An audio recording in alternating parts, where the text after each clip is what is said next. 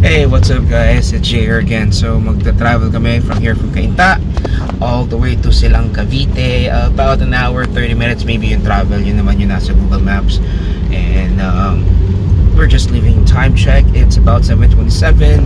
We'll be there at around 9. Rest for a while. Not quite sure what time magbubukas yung stores.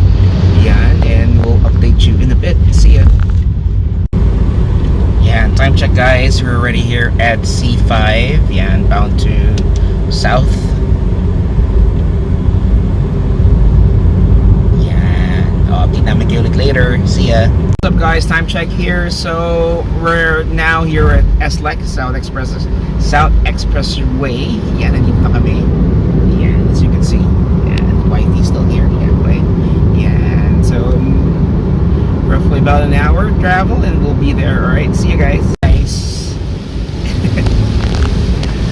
Umuulan. Grabe.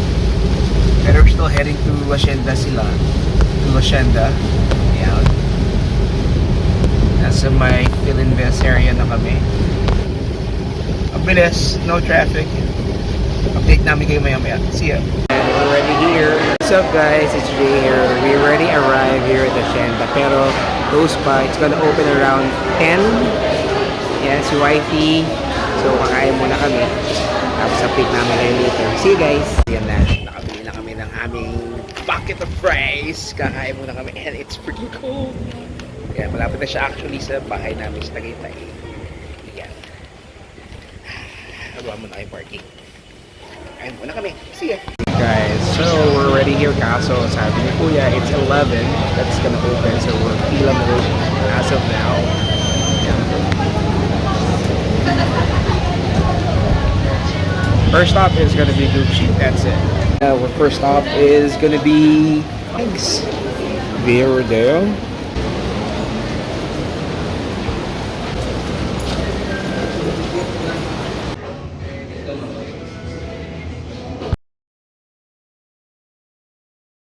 Done at Exception Store. So si wifey nakabili ng kanyang shoes na Kenzo. And next, that's what we're gonna find out.